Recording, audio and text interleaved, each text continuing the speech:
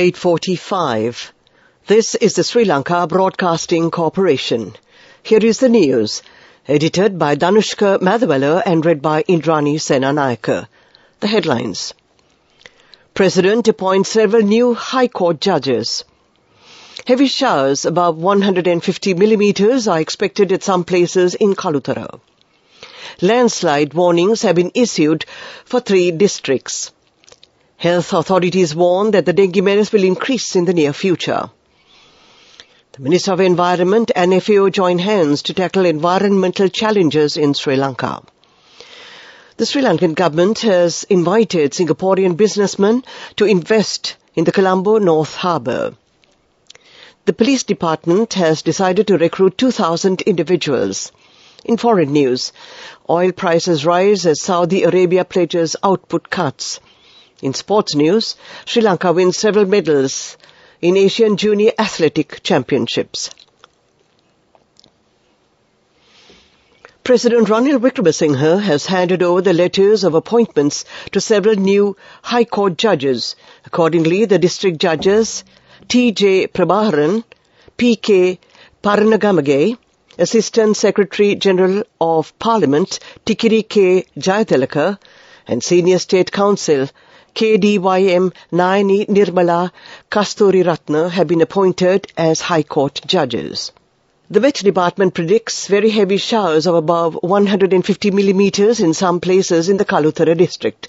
The Met Department said heavy showers of about 100 millimeters are also likely at some places in the Sabaragamuwa province and in the Galle and Matara districts. It added that showery conditions are expected to continue over the southwestern part of the island. Meanwhile, the general public has been requested to take adequate precautions to minimize damage caused by temporarily localized strong winds and lightning during thunder showers. Meanwhile, heavy rainy weather is also expected in other 5 provinces. 413 persons in 109 families have been affected due to inclement weather. 62 houses have been damaged. Landslide warnings have also been issued for 3 districts. It will be effective until tomorrow evening. 4 Navy teams have been deployed to provide assistance for the affected people in flood-hit areas. Health authorities warn that the dengue menace will increase in the near future after the monsoon rainy season in the country. There is a very high possibility that the dengue menace will increase in rain-affected areas. The general public is advised to clean the surroundings and the areas where there are mosquito breeding grounds. Many programs have been implemented to destroy mosquito breeding grounds. More than 40,000 dengue patients have been identified in the country so far this year. This news comes to you from the Sri Lanka Broadcasting Corporation. We continue with local news. Sri Lanka is taking a significant step towards addressing its environmental issues as the Ministry of Environment and the Food and Agriculture Organization of the United Nations recently signed an agreement on the Green Climate Fund Readiness Initiative.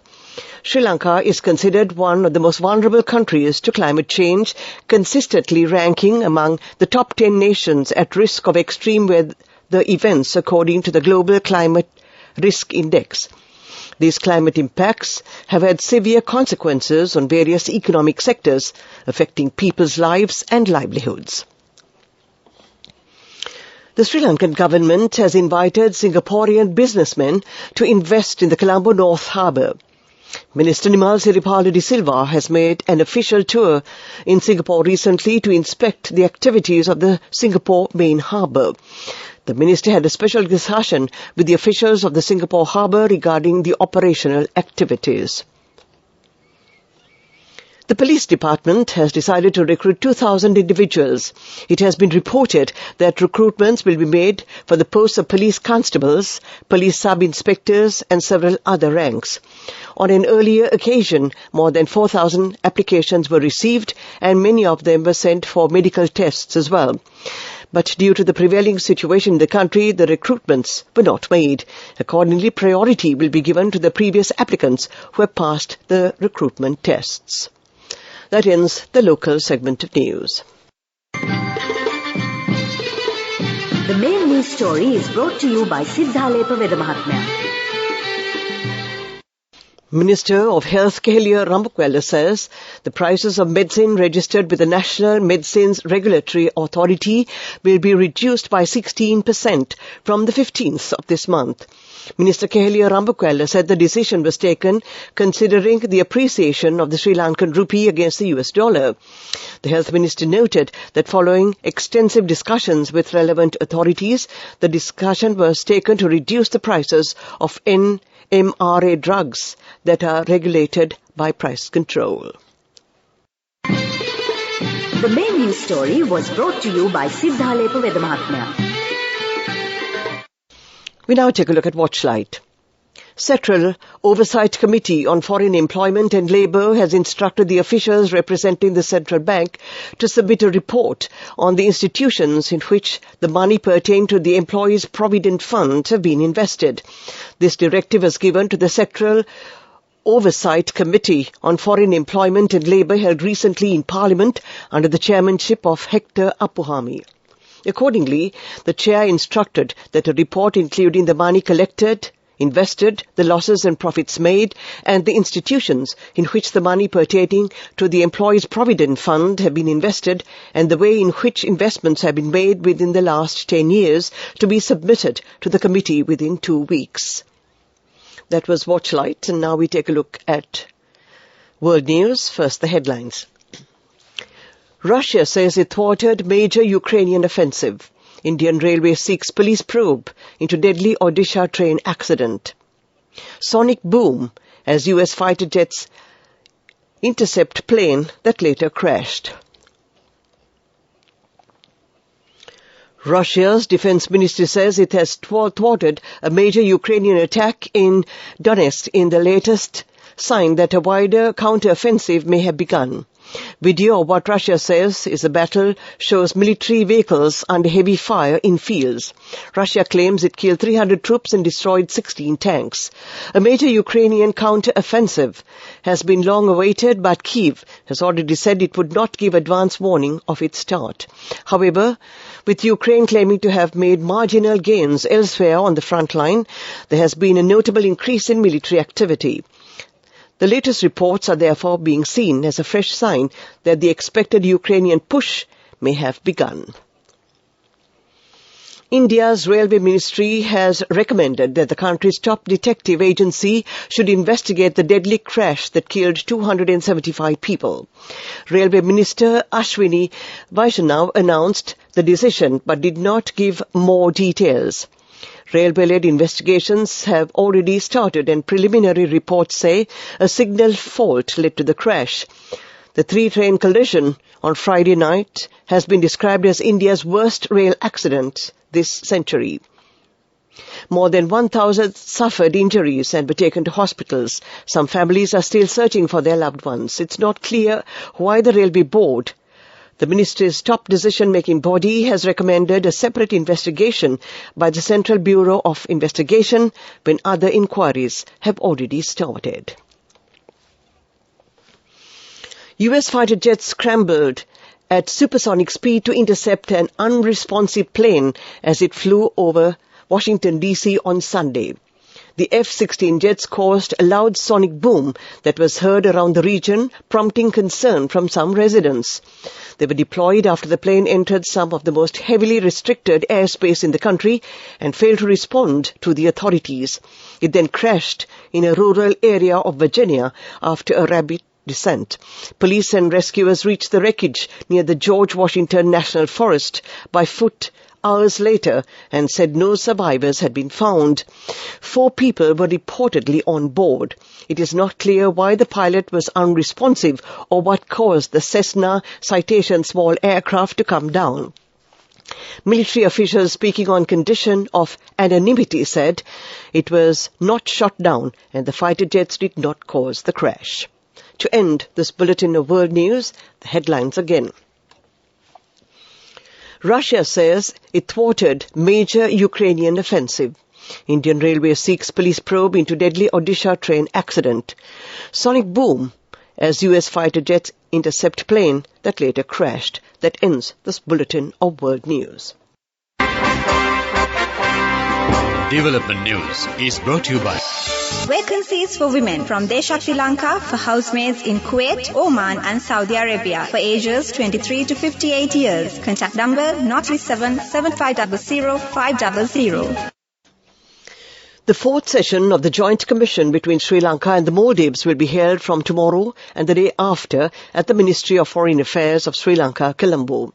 Minister of Foreign Affairs of Sri Lanka, MUM Ali Sabri, will co-chair the Joint Commission with his counterpart Abdullah Shahid, Minister of Foreign Affairs of the Maldives on Wednesday. A senior officials meeting of the Joint Commission, which will be held tomorrow, will precede the ministerial level meeting. Vacancies for women from Deshakti Lanka for housekeepers, home cooks, caretakers and home nurses in Kuwait, Oman, Saudi Arabia and Singapore for ages 23 to 57 years. Salaries starting from 156,000 rupees. Interviews with foreign agents are now on. Come whether you have a passport or not. Branches, Colombo, Kurunagala, Anuradhapura and Matara. Contact number 037 500 500. Sri Lanka won the gold medal in the 4x400 mixed relay event at the 2023 Asian Under-20 Junior Athletic Championships in Yecheon, South Korea today. The Lankan team won the race with an impressive timing of 3.25 seconds. Host South Korea finished second while India had to settle for the bronze medal in the event. This was a second gold medal for Sri Lanka today.